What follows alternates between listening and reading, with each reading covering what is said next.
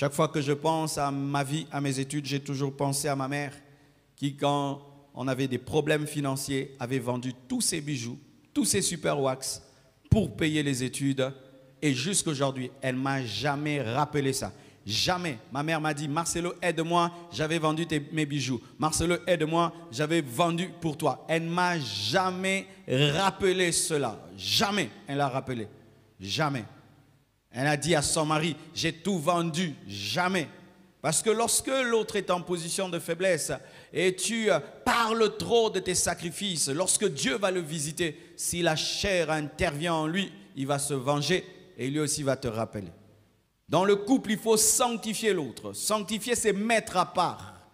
On doit sentir que tu mets à part ton mari, à part ta femme. Que ta femme, tu ne la mets pas parmi les femmes. Ton mari, tu ne le mets pas parmi les hommes. Il y a des hommes qui parlent comme ça à leurs femmes. Vous les femmes, vous les hommes, vous êtes tous des infidèles. C'est une insulte, tu m'as insulté. Moi, je ne suis pas tous les hommes. Ton mari est distinct des autres hommes. Alléluia. Et ne mets pas la charge des hommes sur ton mari et la charge des femmes sur ta femme. Cher homme, chère femme, au-delà d'être des mariés et d'avoir des enfants, notre plus grand rôle dans la vie de nos conjoints, c'est de les amener au ciel. Regarde les autres, ils ont des voitures. Regarde les autres, ils ont des maisons. Nous seulement. Vraiment, toi, ton intégrité là va te tuer. Fongo la misu, papa. Au fongo li penza misu. Alors, fongo là, on a li fait le vraiment. En français, tu lui as ouvert les yeux, il les ouvrira en enfer. Quand tu as un mari honnête, garde-le dans l'honnêteté. Quand tu as une femme pure, garde-la dans la pureté. Tu trouves ta femme, elle s'habillait bien. Elle ne montrait pas son corps. Depuis que tu l'épouses, tu l'as rendue sexy.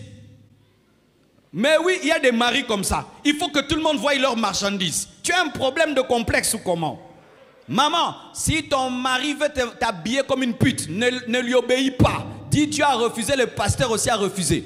Mais comment tu t'habilles comme une vieille comme ça? Fais monter un peu, décolleter un peu. Papa, si tu veux voir ces choses-là, garde ça dans ta chambre. Non, on n'en a pas besoin ici. Et il y a des hommes comme ça qui disent, non, je suis en train de la décoincer. De la décoincer. C'est vrai qu'il y a des femmes aussi coincées quand même. Elle a 20 ans, elle s'habille comme si elle a 40 ans. C'est vrai. Il y a aussi comme ça, il faut quand même lui aider à connaître les looks. Hein? Ah oui, il y a aussi des femmes comme ça qui ont ces problèmes-là. Elle ne sait pas s'habiller. Tu lui apprends. Non, maman, concorde. Ça, ce sont des choses de 1980. Hein? Ça, c'est 2021. Mais dans la crainte de Dieu, tu as un collaborateur très soumis, tant qu'il est célibataire. Quand seulement il épouse une femme là, ah, toi aussi, tu crains trop le pasteur. Hein? Ah, toi aussi, hein? Vous le craignez trop, hein? Vous le craignez trop, hein? Au moins, je me signer. Je dis,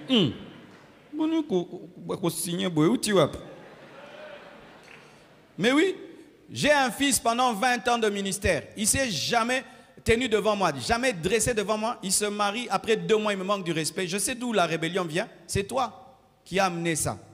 N'abîme pas ton mari, n'abîme pas ta femme. Alléluia. Ne touche pas ses qualités, touche seulement ses défauts. Amen. Hein? Et que ton mari ne t'enlève pas tes qualités. Amen. Hein? Que ta femme ne t'enlève pas tes qualités. Si avant de te marier, tu étais quelqu'un de libéral, continue à donner même si ta femme n'aime pas donner. Continue à donner même si ton mari n'aime pas donner. Aimer, se livrer, sanctifier, purifier, rendre saint, mettre l'autre à part, préserver l'autre du péché. Donnez-moi amen, je vais un peu vous parler. Souvent, il y a un problème chez les chrétiens. Les chrétiens, souvent, livrent leurs conjoints au péché en ne tenant pas compte de leur partie physique. L'autre est chair, esprit et âme. Mais tu traites ton mari, ta femme, comme s'il n'a que l'âme et l'esprit. Tu le prives d'intimité pendant 6 mois. Et tu supposes que tout va bien. Il y a des mariés comme ça qui sont inconscients. De la même manière que quelqu'un, quand il fait un jeûne de 40 jours, il a faim. De la même manière, quand tu prives à ton mari ou à ta femme, il a aussi une autre faim. Et la Bible dit qu'il est exposé à la tentation, c'est écrit dans la parole. Maintenant, il y a des hommes qui ne font jamais le bilan de la dernière fois où ils ont touché leur femme et des femmes qui ne font jamais le bilan de la dernière fois où elles se sont données à leur mari. Vous vivez seulement alors qu'il y a un problème. Ça ressemble à ces gens qui ont un sérieux problème, mais qui l'ignorent. Et un jour, il y a une explosion. Et demain, tu vas dire, ah, ma femme est adultère, mon mari est adultère. Quelle est la dernière fois que tu as touché ta femme? Quelle est la dernière fois que tu as laissé ton mari te toucher? Ce n'est pas parce qu'il prie que le corps a été enlevé. De la même manière que si quelqu'un est chrétien, il a faim, il a soif, il a aussi ces besoins-là. Même s'il a une forte onction. Moïse, après le buisson ardent, il sort le peuple d'Israël de l'Égypte. Il a épousé une Éthiopienne. En français, la traversée de la mer Rouge n'a pas enlevé le désir sexuel chez Moïse. Et souvent, c'est quand tu as une femme très spirituelle que les gens tombent dans ce piège-là. Ah, elle prie trop, mon mari prie trop, donc il n'est pas là-bas. Et maintenant, au lieu de le sanctifier, tu l'exposes au péché. Des hommes qui voyagent une année, ils laissent leur femme comme ça. 6 mois, ils laissent leur femme comme ça. Et ils attendent quand ils vont venir, ils trouvent une femme qui est devenue nonne. Sanctifier. Sanctifier, c'est aussi ne pas salir l'autre par le péché. Tu sais, lorsque tu es marié, tu commets le péché ailleurs. Et puis tu viens dans la maison, tu salis l'autre. La Bible dit que le lit conjugal doit être exempt de toute souillure. Tous les péchés que les mariés commettent, ils ramènent sur leur lit. Et tu salis l'autre. L'autre se consacre, l'autre se purifie, mais toi tu fais des bêtises et tu amènes dans le lit conjugal et tu souilles le lit. Tu souilles le lit et tu ouvres des portes à des combats spirituels. Voici un autre rôle que tu dois jouer. Tu dois toujours chercher un face-à-face avec ta femme, un face-à-face avec ton mari. Ne fouillez pas le face-à-face. Et aujourd'hui, l'ennemi du face-à-face, c'est le téléphone. C'est le téléphone. On est face-à-face, mais au téléphone. Pas de dialogue. Et tu ne peux même pas savoir que maintenant ta femme a un bouton. Parce que tu ne la regardes plus. Tu ne sais même pas comment elle s'est habillée pour corriger. Tu ne sais même pas comment ton mari est sorti avec un bouton qui est enlevé, une cravate sale, un col sale. Il va au travail, tout le monde remarque qu'il a un col sale. Pourquoi vous ne vous regardez plus? Combien de temps tu passes avec ta femme en train de causer? Combien de temps vous passez en train d'être vraiment intime, où vous ne parlez pas que des banalités, des conversations réelles? Quelle est la dernière fois que tu as fixé ta femme, que tu as fixé ton mari? Il y a des mariés qui ne se regardent plus dans les yeux, qui ne se regardent plus dans les yeux. C'est parmi les signes que le couple va mal. Quand un mariage va mal, on ne se fixe plus. On ne se fixe plus. On a des regards fouillants. Des fois, une fois, je suis allé dans un restaurant et j'ai vu des gens mariés l'un face à l'autre. Quand le mari regarde comme ça, la femme regarde comme ça. Ils sont mariés, mais ils n'arrivent plus à percer le regard de l'un de l'autre. Pourquoi? Parce que le regard révèle l'âme. Et ils ont peur que l'autre puisse voir que je ne t'aime plus. Tu me mets en colère. Je suis là malgré moi. Alors on regarde comme ça. Parce que si on se fixe, tu vas voir dans les yeux. Est-ce que vous vous regardez encore? Et de deux, quand vous dormez ensemble, vous vous donnez les dos ou vous vous regardez? Des mariés qui dorment en se donnant le dos.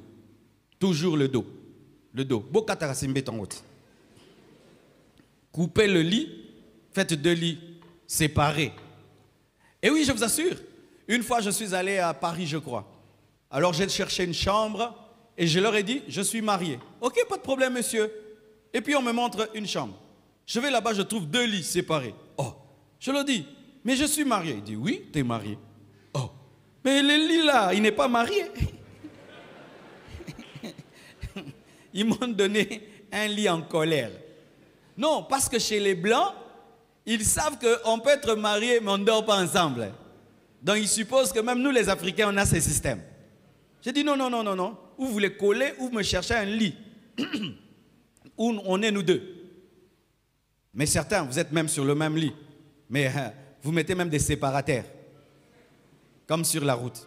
Vous est-il déjà arrivé de vous poser ces questions? Qui suis-je? Pourquoi suis-je sur la terre?